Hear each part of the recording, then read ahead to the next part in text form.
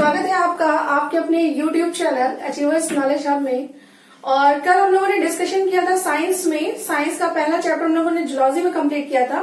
आज हम लोग उसी के आगे का चैप्टर देखेंगे। आज हम लोग सेल ऑर्गेनेल्स यानी कोशिकांग बताएंगे। ठीक है। एक बच्चे का कमेंट आया था कि मैम आप बहुत कम क्लास में मतलब बहुत कम टाइम में बहुत ज्यादा बता देती हैं। तो देखिए मेरा मानना ये है कि मैं 25 मिनट में 1 घंटे की क्लास देना ज्यादा पसंद करती हूँ।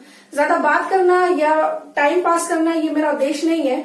मैं ये चाहती हूँ कि 25 मिनट की क्लास में आपको 1 घंटे का मटेरियल डेली मिल जाए। ओके, तो आप प्लीज इन चीजों को मत देखिए। आप अपने कोर्स को पढ़ते रहिए और बहुत जल्द आपका दूसरा टेस्ट पेपर भी होने वाला है, उसको भी कंटिन्यू करिएगा।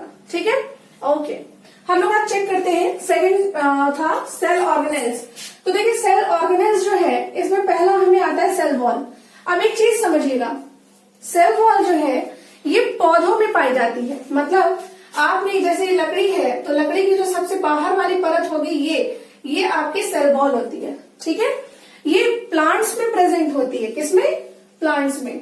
और एनिमल्स में एब्सेंट होती है। मतलब कि ये प्लांट में प्रेजेंट है, एनिमल्स में एब्सेंट है। और प्लांट्स में प्रेजेंट है तो सबसे बाहरी परत होती है किसकी? प्लांट्स की। ठीक है, तो ये चीज आपको समझ में आ गई। यानी कि आप में सेल वॉल नहीं पाई जाती। सेल वॉल किसमें पाई जाती है? प्लांट्स में। फिर आपसे पूछता है कि प्लांट्स में पार्ट ऑफ सेल वॉल कितने होते हैं? सेल वॉल को हम लोगों ने मेनली 4 पार्ट्स में बांटा है। कितने पार्ट्स में? 4 पार्ट्स में। पहला प्राइमरी। आपसे प्रश्न पूछा गया कि प्राइमरी, आपको कुछ इसमें बहुत डिटेल नहीं पढ़ना है, सिर्फ इतना पढ़ना है कि ये कितने भागों में है, क्या नाम है और नाम किससे बने हैं। तो प्राइमरी सेल वॉल है ये आपकी सेलुलोज से बनी है। ठीक है। सेकेंडरी सेल वॉल जो है ये आपकी cellulose plus pectin plus lignin इनसे बनी है। टर्शरी जो है टर्शरी आपकी बनी है। टर्शरी अभी मैं कंफर्म कर रही हूं आपको, थोड़ा सा नेम मिसमैच हो रहा है। ठीक है, तो मिडिल लैमेला। आपसे अभी तक के प्रश्नों में ये 3 आपसे पूछे गए हैं कि तीनों किसके बने हैं? मिडिल लैमेला, इन दोनों के मध्य की एक भित्ति होती है उसको बोलते हैं। ठीक है, तो ये चीज ध्यान रखिएगा थोड़ा सा। प्लाज्मा मेम्ब्रेन की बात करते हैं हम लोग। नेक्स्ट है हमारा सेल ऑर्गेनेल प्लाज्मा मेम्ब्रेन। और प्लाज्मा मेम्ब्रेन जो है प्लांट में सेकेंड लेयर है। मतलब प्लांट की पहली लेयर है सेल वॉल। सेल वॉल के अंदर आती है प्लाज्मा मेम्ब्रेन। ठीक है, तो बाहर की परत को हम कहेंगे सेल वॉल, अंदर की परत को कहेंगे हम प्लाज्मा मेम्ब्रेन। ठीक, और ये एनिमल्स में भी प्रेजेंट होती है। अब एनिमल्स में प्रेजेंट है ये पहली परत, तो यानी कि एनिमल्स में सबसे बाहर की परत को हम प्लाज्मा मेम्ब्रेन कहेंगे और आपकी प्लांट्स में सबसे बाहरी परत को हम सेल वॉल कहेंगे। ठीक है, फिर ये दूसरा है, इसमें कुछ खास नहीं पूछा गया है, बस इतना आपको ध्यान रखना है। ठीक है, ये प्रेजेंट होती है कि एब्सेंट होती है, दैट्स इट।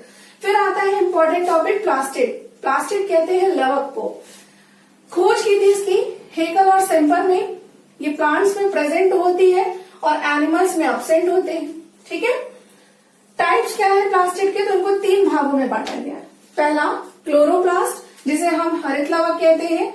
इसके कारण पेड़ पौधों में जो भी हरा भाग आपको दिखाई देता है वो क्लोरोप्लास्ट के कारण ही होता है। ठीक है, और आपने एक प्रक्रिया सुनी होगी फोटोसिंथेसिस, या इसे हम कहते हैं प्रकाश संश्लेषण।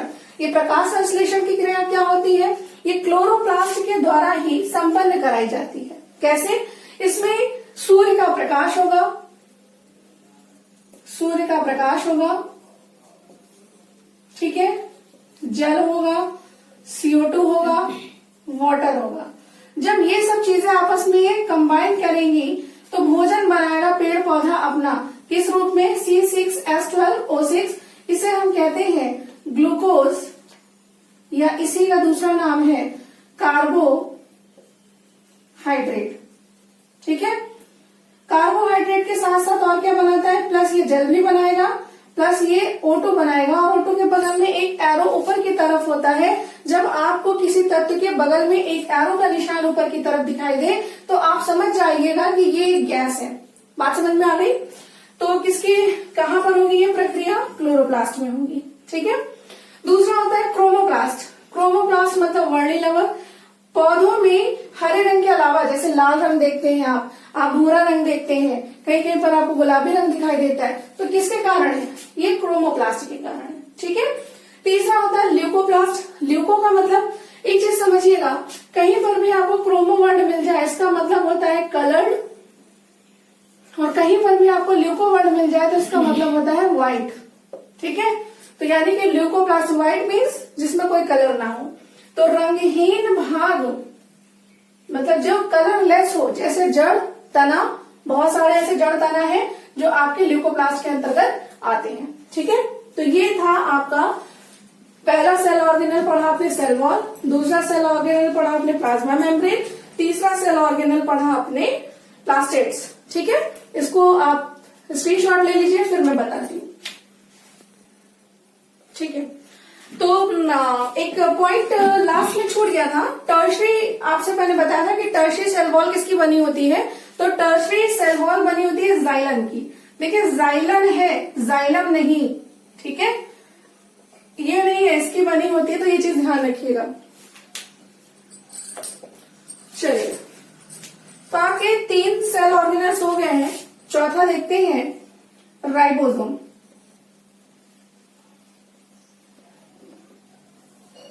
राइबोसोम में आपसे 2-3 प्रश्न पूछे जाते हैं।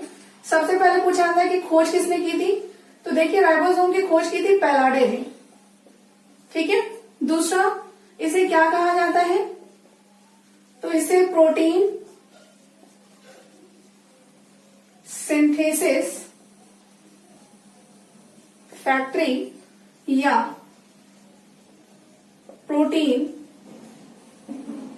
फैक्ट्री कहा जाता है। ठीक है।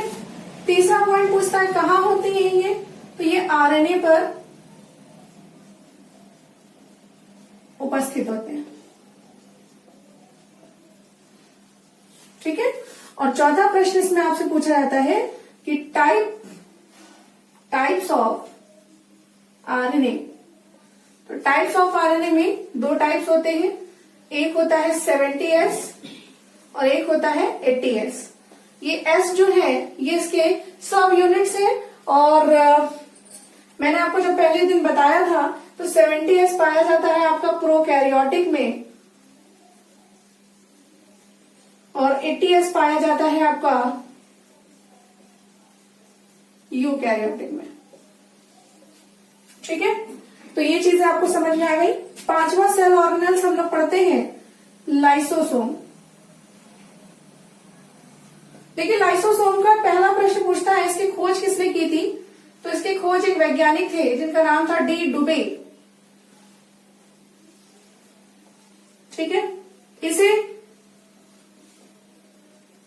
आत्महत्या की थैली या सुसाइडल बैग्स कहा जाता है। क्लियर? क्यों कहा जाता है ये भी समझिएगा। शरीर में जैसे मान लीजिए कोई ये लाइसोसोम है, ये लाइसोसोम है, लाइसोसोम के अंदर एंजाइम्स भरे हुए हैं। ठीक है। अचानक से क्या हुआ, यहां पर कोई बैक्टीरिया इसे दिखाई दिया, मान लीजिए कोई बैक्टीरिया है इसे दिखाई दिया, और लाइसोसोम को तुरंत इंडिकेशन मिला कि ये आपके लिए हार्मफुल है। तो ये जैसे उसके करीब जाएगा तो ये अपनी इस जो ये इसकी झिल्ली है इसको गला देगा, और गलाने के फलस्वरूप इस पे सारा एंजाइम गिर जाएगा। जब एंजाइम सारा इस पर गिर जाएगा तो ये बैक्टीरिया अपने आप डिस्ट्रॉय हो जाएगा। तो इसने किसी को खत्म करने के लिए क्या किया, खुद को खत्म किया। इसीलिए इसे बोलते हैं आत्महत्या की थैली। ठीक है। तो आई होप सो ये दोनों पॉइंट्स आपको समझ में आ गए होंगे। आप इसका स्क्रीनशॉट ले लीजिए या फिर लिख लीजिए।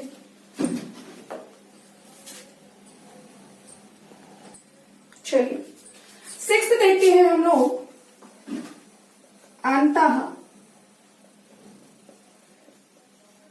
प्रद्रवी जालिका, जिसे हम लोग एंडोप्लाज्मिक रेटिकुलम कहते हैं। ठीक है। तो इसकी खोज किसने की थी, तो इसकी खोज की थी KR पोर्टर महोदय ने, है ना। अंतःप्रद्रवी जालिका जो है इसमें आपसे 2 क्वेश्चन ज्यादा पूछे गए हैं। कितने प्रकार के होते हैं, तो देखिए 2 प्रकार के होता है, एक SER होता है और एक RER होता है। इसे हम स्मूथ इंडोप्लाज्मिक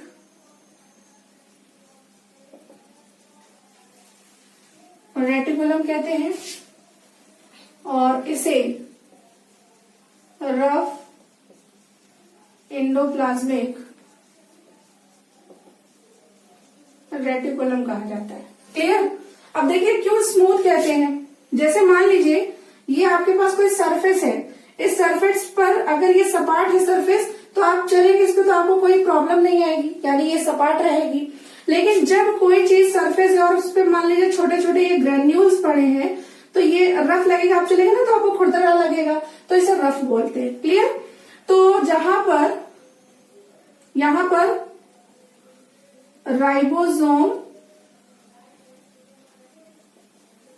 उपस्थित नहीं होंगे और यहां पर राइबोसोम प्रेजेंट होंगे। बात समझ में आ गई। तो ये आपका अंतःप्रद्रवी जालिका था। 7th आते हैं हम माइटोकॉन्ड्रिया पर। माइटोकॉन्ड्रिया थोड़ा इंपॉर्टेंट है, इसमें थोड़ा सा आपको पढ़ना पड़ेगा। देखिए माइटोकॉन्ड्रिया में 3 नाम आपको याद रखने हैं। सबसे पहला नाम आता है कोलिकर, दूसरा नाम आता है एल्टमान और तीसरा नाम आता है सी बेंडा। कोलिकर ने इसकी खोज की, एल्टमान ने इसका नाम बायोप्लास्ट दिया और सी बेंडा ने इसे माइटोकॉन्ड्रिया कहा। बात समझ में आ गई आपको। ठीक है, तो ये 3 चीजें आपको समझ में आनी चाहिए, इसे आप नोट कर लीजिए, फिर मैं इसका डायग्राम बना दूं।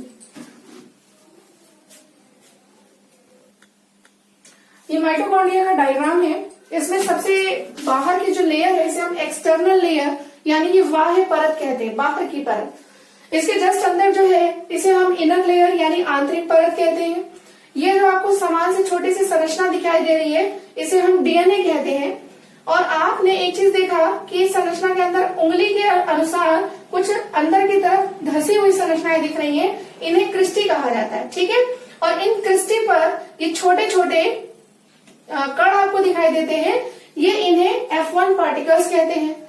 आपकी परीक्षा में कई बार F1 पार्टिकल्स और क्रिस्टी से रिलेटेड क्वेश्चन आ चुके हैं। कई बार इसे बार बार घुमा घुमा के क्वेश्चन पूछा गया है। एक क्वेश्चन और पूछा गया है कि इसकी परत बनी किसकी होती है, तो हमेशा याद रखिएगा लाइपोप्रोटीन की बनी होती है। लाइपोप्रोटीन की बनी होती है ये परत। ठीक है, माइटोकॉन्ड्रिया को हम power house of the cell कहते हैं। क्यों कहते हैं समझिए जरा। जब भी आप खाना खाते हैं तो आपके खाना खाने के बाद में उस खाने को तोड़ना शुरू होता है। ठीक है, ऑक्सीजन क्या करता है, उसे तोड़ना शुरू करता है और ये टूटने के परिणाम स्वरूप बहुत ज्यादा मात्रा में ऊर्जा उत्पन्न होती है, जिसके कारण वो ऊर्जा होती कहां पर है, यही उत्पन्न होती है, जिसके कारण हम इसे कहते हैं कि power house of the cell. क्यों, क्योंकि यहाँ पर ये हाउस है पावर को जनरेट करने के लिए।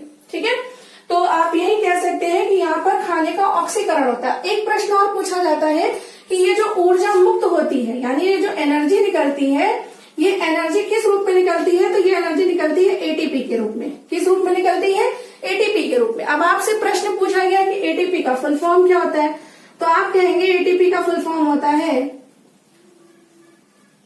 Adenosine try phosphate. और यहीं पर एक प्रश्न और पूछा गया, एक एडीपी का फुल फॉर्म पूछा गया है, तो एडीपी का फुल फॉर्म होता है एडिनोसिन डाइफॉस्फेट। यानी कि यहाँ पर 3 फॉस्फेट के मॉलिक्यूल्स होंगे और यहाँ पर 2 फॉस्फेट के मॉलिक्यूल्स होंगे। ठीक है, तो ये डायग्राम आपको समझ में आ गया होगा। माइटोकॉन्ड्रिया से रिलेटेड क्वेश्चन समझ में आ गए होंगे। माइटोकॉन्ड्रिया में 3 वैज्ञानिकों का नाम आपको याद रखना है, कॉलिकर, अल्टमान, सी बेंडा। कॉलिकर ने खोज की, अल्टमान ने बायोप्लास्ट नाम दिया और सी बेंडा ने इसे क्या कहा, माइटोकॉन्ड्रिया का। बात समझ में आ गई आपको, ठीक है। तो ये चीज आपको डायग्राम बना लेना है।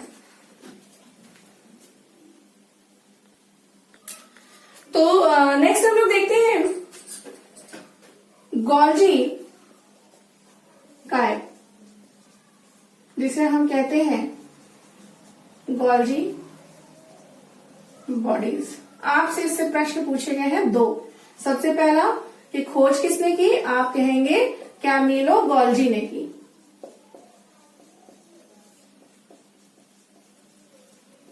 ठीक है। और कार्य क्या है, तो कार्य है हार्मोन को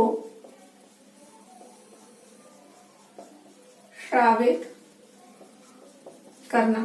बात समझ में आ गई, ठीक है। इसके बाद में नेक्स्ट आपसे पूछता है गुणसूत्र। देखिए इसका जो गुणसूत्र नामकरण किया था वो किया था वॉल्डेयर ने, लेकिन इसकी खोज की थी दूसरे वैज्ञानिक ने जिनका नाम था स्ट्रॉन्सबर्ग। कई बुक्स में आपको दिया होगा कि खोज आपके वॉल्डेयर ने की है, लेकिन खोज एक्चुअल में की थी स्ट्रॉन्सबर्ग ने और इसे नाम दिया था वॉल्डेयर ने। ठीक है, तो ये गुणसूत्र है। फिर आपसे पूछता है कि मनुष्य में कितने गुणसूत्र पाए जाते हैं, तो मनुष्य में गुणसूत्रों की संख्या कितनी है, या तो आप कहेंगे 23 जोड़े हैं या आप कहेंगे टोटल 46 है। ठीक, अब एक चीज समझिएगा, गुणसूत्रों के प्रकार भी पूछे गए हैं आपसे, तो प्रकार यहां होते हैं 2। एक होता है ऑटोसोम और एक होता है लिंग गुणसूत्र यानी सेक्स क्रोमोसोम। ऑटोसोम यानी ऑटोसोम जो है ये 22 जोड़े होते हैं और लिंग गुणसूत्र जो है ये 1 जोड़ा होता है। अगर महिला है तो इसमें XX होगा, अगर पुरुष है तो XY होगा। ठीक, अब एक चीज ध्यान रखिएगा, ये जो ऑटोसोम है तो जो बच्चा बन रहा है उसका शरीर क्या होगा, रंग क्या होगा, रूप क्या होगा, कैसा उसका डिजाइन रहेगा, लंबाई क्या होगा, इन सब के लिए जिम्मेदार ऑटोसोम होते हैं। लेकिन बच्चे का लिंग क्या रहेगा, सेक्स क्या रहेगा, ये डिसाइड करते हैं लिंग गुणसूत्र। अगर XX रहता है तो वो महिला होगी और अगर XY होता है तो वो बच्चा पुरुष होगा। ठीक है, तो इसका स्क्रीनशॉट ले लीजिए आप लोग।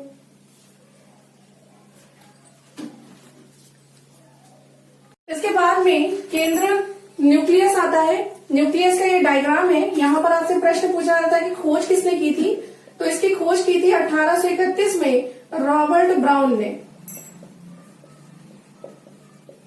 फिर आपसे पूछा गया है कि केंद्रक, ये पूरा केंद्रक है। आपसे पूछा गया केंद्रक के भाग कितने होते हैं, तो देखिए केंद्रक ये है, केंद्रक में केंद्रिका होगी, केंद्रक कला होगा, केंद्रक छिद्र होगा, क्रोमैटिन होगा। ठीक है, और इसके ऊपर ये जो संरचना दिख रही है ये आपका एंडोप्लाज्मिक रेटिकुलम होता है, जिस पर कहीं कहीं पर तो आपके राइबोसोम उपस्थित होंगे और कहीं पर उपस्थित नहीं होंगे। ठीक है, ये सब जो अंदर आपको संरचनाएं दिख रही हैं ये क्रोमैटिन है। ये जो पूरा इसमें फ्लूइड भरा होगा ये वाला, इसे हम कहते हैं न्यूक्लियोप्लाज्म, मतलब केंद्रक द्रव। केंद्रक के अंदर जो द्रव भरा हुआ है उसे हम न्यूक्लियोप्लाज्म कहते हैं। ठीक है, तो ये सामान्य विज्ञान के अंतर्गत जितना कोशिका में आपके कोशिकांग हैं उनके विषय में एक हम लोगों ने डिस्कशन कर लिया। अब जो चीज इसमें आपको ना समझ में आ रही हो आप इसमें मैसेज करिएगा, कमेंट करिएगा, जो चीजें ना समझ में आए उसको पूछिएगा। वीडियो को ज्यादा से ज्यादा देखिए। मैंने आपको कल भी कहा था, इससे पहले भी कई बार कहा है कि वीडियो आप 2 बार देखिए। एक बार देखिए, पहले उसको समझिए और दूसरी बार उसको नोट डाउन करिए, तब आपको ये चीजें जल्दी याद हो जाएंगी। ठीक है, और जहां पर आपको ना समझ में आए व्हाट्सएप नंबर, कॉन्टेक्ट नंबर्स आपके पास में है, आप उस पर कॉल कर सकते हैं, मैसेज कर सकते हैं और अपने डाउट्स को क्लियर कर सकते हैं। ठीक है, तो कल मिलते हैं हम लोग एक नया चैप्टर के साथ। Take care, good bye.